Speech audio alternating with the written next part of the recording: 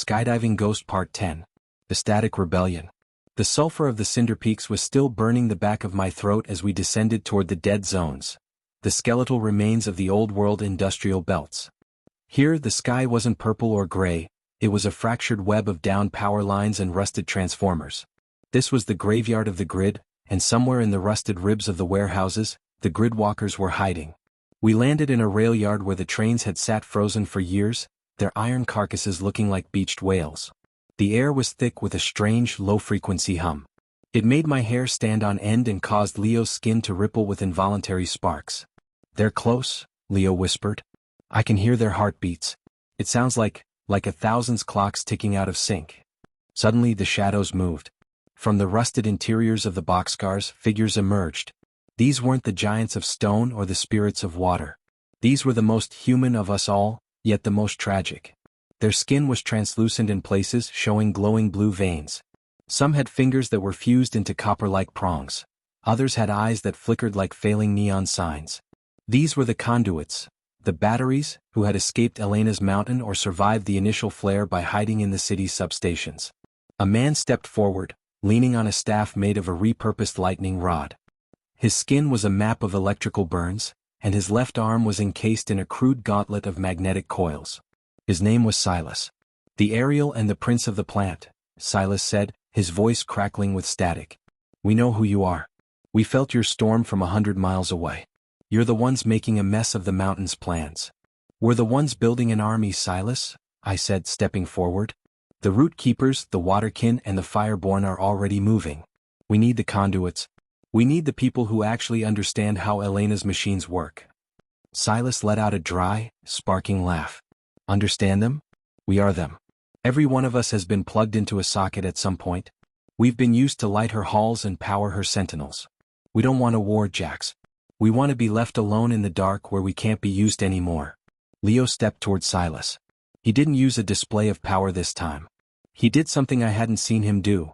He reached out and touched Silas's magnetic gauntlet. The air between them didn't explode, it harmonized. The frantic ticking of Silas's energy slowed down, matching the steady hydroelectric rhythm of Leo's core.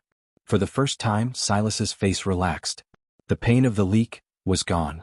"She's building a final circuit, Silas," Leo said softly. "The spire we destroyed was just a prototype. She's building a global ground. If she finishes it, every conduit on Earth won't just be a battery, there'll be a fuse. When she flips the switch to fix the world, the surge will burn every one of you from the inside out. You won't be living in the dark. You'll be the fuel for her light." The silence that followed was heavy. The other conduits stepped out from the shadows, their glowing eyes wide with a realization they had been trying to ignore. "We aren't soldiers," a woman whispered from the back, her hands glowing a soft amber. "We're just energy." "That's exactly why we need you," I said, my voice rising. "The fireborn will melt the doors. The waterkin will flood the lower levels. The root keepers will hold the gates. But only you, the grid walkers, can step inside the machines. Only you can speak to the power and tell it to stop. You aren't just energy, you're the technicians of the new world." Silas looked at his people, then back at Leo.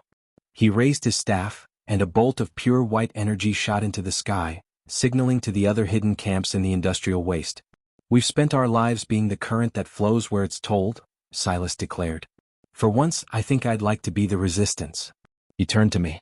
"We know the mountain's layout better than your sister does. We built the conduits she uses. If you can get us to the base of the peak of high tide, we will short-circuit her paradise before the first brick is laid." The alliance was complete.